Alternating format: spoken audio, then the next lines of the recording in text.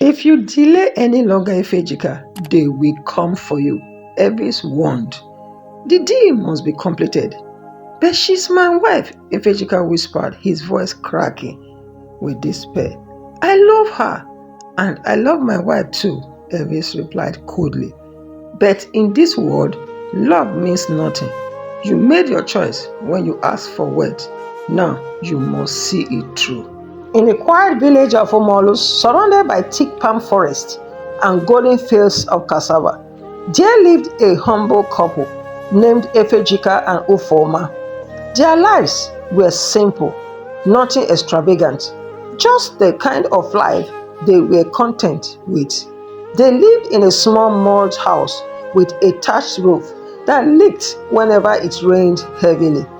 But despite their struggles, they were happy. Efejika was a farmer, working the land as his father had done before him. It wasn't the most lucrative job, but it provided enough to keep their bellies full. His wife, Ufoma, was a strong woman, beautiful, hardworking, and known throughout the village for her unwavering support to make ends meet.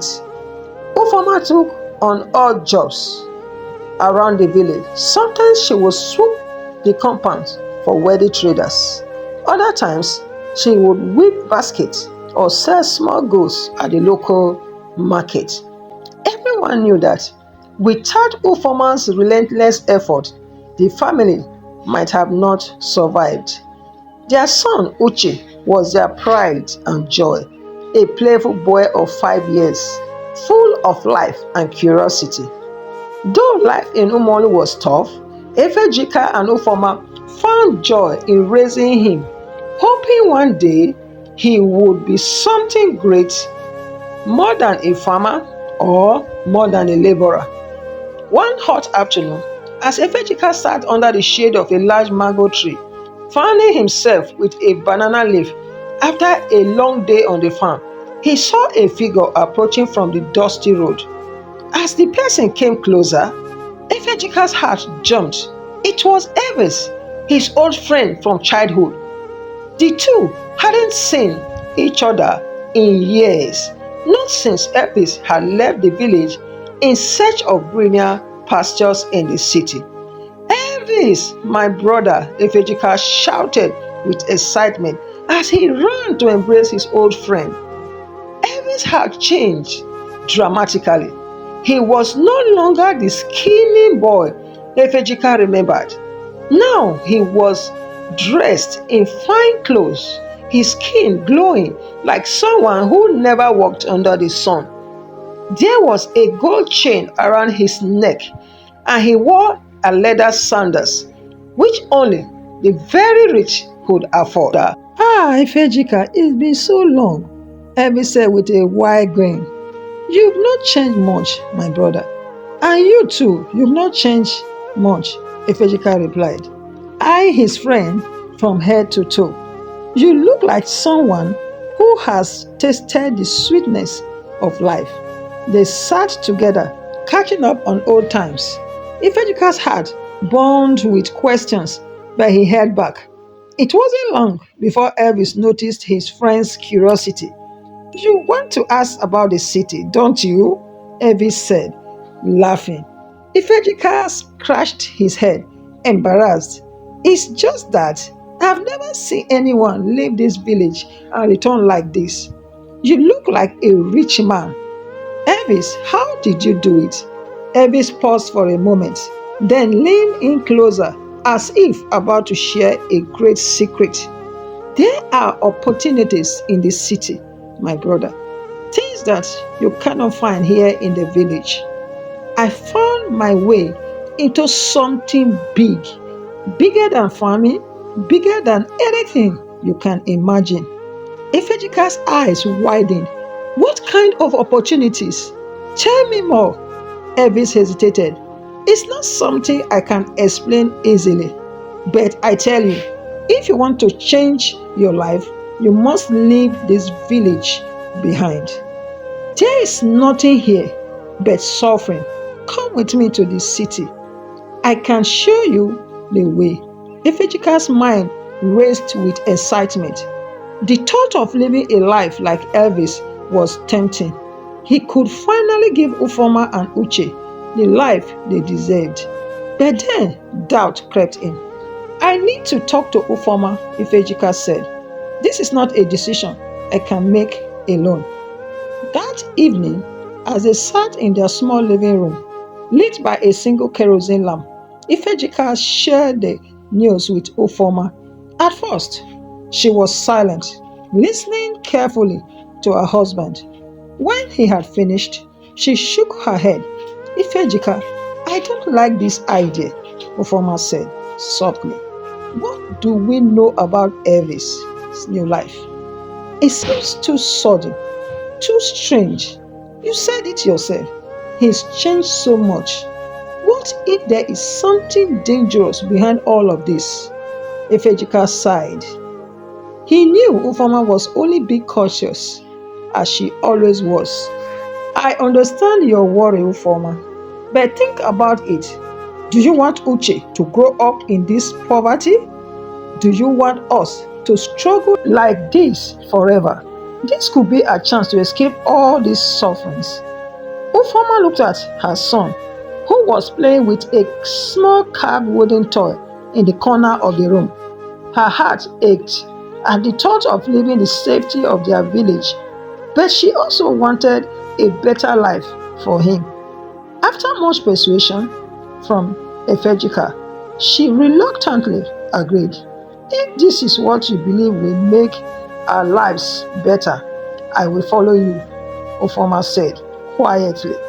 But we must be careful. The next week, Ifejika, Ufoma, and little Uche packed their belongings and followed Elvis to the city. It was a world beyond their imaginations. Tall buildings, bustling streets, cars zooming past. They had never seen anything like it before. They moved into Elvis' boys' quarters, a small but comfortable space behind his large house. Days turned into weeks, and while Ifejika was grateful for the shelter, he grew anxious. There were no jobs, no opportunities like Elvis had promised. Each time he asked Elvis, Elvis would dodge the question, saying, Be patient, my brother. Good things takes time. But one evening, after much persistence, Ifejika finally cornered Elvis. Elvis, I cannot wait any longer. I need to know how you made all this money. I want to be like you. Elvis looked at him gravely. Ifejika, I told you it's not easy. The path to wealth is not as simple as you think. I don't care, Ifejika said, determined. I will do whatever it takes. Elvis sighed deeply, then stood up. Very well then, if you are truly ready, meet me tomorrow night. But know this one thing, Ifejika, once you start down this road, there is no turning back. The next night, Ifejika met Elvis as planned. They drove to an isolated part of the city, a place Ifejika had never been before. As they arrived there, Ifejika's heart raced with fear. There was something unsettling about the place, but his desire for wealth clouded his judgment. Inside a dimly lit room, several men were seated, their faces shadowed by the darkness. Elvis introduced Ifejika to them, and after some conversation, one of the men stood up and said, To join us, you must prove your loyalty. Wealth does not come without sacrifice. Ifejika, confused, looked at Elvis, who nodded solemnly. You must offer something of great value, Ifejika, Elvis said, his voice low. Without sacrifice, there is no reward. What kind of sacrifice? Ifejika stammered. The man stepped forward, his eyes cold and unfeeling. Your son. Ifejika's heart stopped. My son, Uche. Elvis looked away, unable to meet his friend's gaze. It's the only way, Ifejika. No, Ifejika shouted, stepping back in horror. I could never. Uche is my only child. Without sacrifice, there is no wealth, the man repeated. The choice is yours. For days, Efejika was torn. The weight of the decision crushed him. But the desire for a better life gnawed at him. He avoided Ufoma, unable to face her, unable to tell her what had been asked of him. Then, one night, consumed by desperation and blinded by the promise of riches, Efejika made the unthinkable decision. He performed the dark ritual of offering up his son in exchange for wealth he so desperately craved. The following morning, Ufoma awoke to find Uche missing. She searched the house frantically, calling his name, but he was nowhere to be found. Efejika stood by silent and numbed, unable to meet his wife's eyes. When she asked him where their son was, he lied, saying Uche had wandered off. Days passed, and Ufoma fell into despair, her grief overwhelming her. She couldn't eat, couldn't sleep. The light in her eyes faded as the realization that Uche was gone forever took hold of her. Ifejika, though now worthy, beyond his wildest dream, felt no joy. The guilt weighed him down like a stone suffocating him. Then, one evening, Elvis came to him again. It's not over, Ifejika. You have made your first sacrifice, but there is more to be made. Ifejika's heart sank. What more could you want from me, Elvis? Looked at him with pity. Now you must offer your wife. Ifejika's words shattered. No, I can't. I have already lost my son. It is the only way, Elvis said coldly. You asked for wealth, and this is the price. Ifejika was trapped. He had already gone too far. The chains of his own ambition bound him tightly, leaving no escape. The man who had once been content with a simple life was now a prisoner of his choices.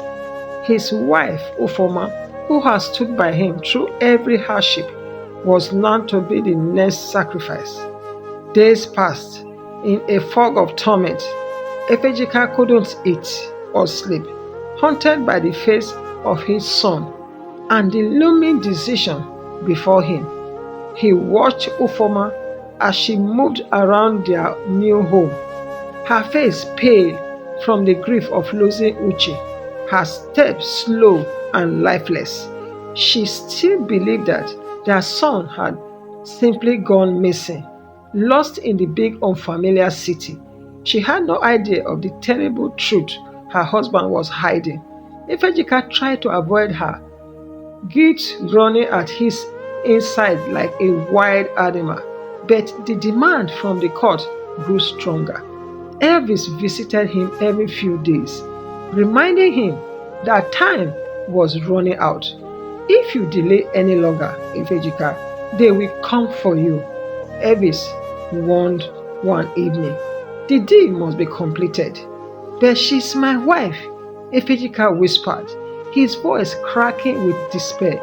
I love her, and I love my wife too, Elvis replied coldly. But this word, love, means nothing. You made your choice when you asked for wealth. Now you must see it through.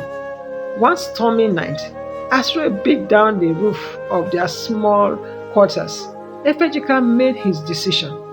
The court had given him specific instructions on what to do. In his mind, he had tried to justify it to himself. He would offer Ufoma, and with the riches he gained, he could make it up to her. He would build monuments in her memory, live the life she had always dreamed of, and give her a legacy that would last forever.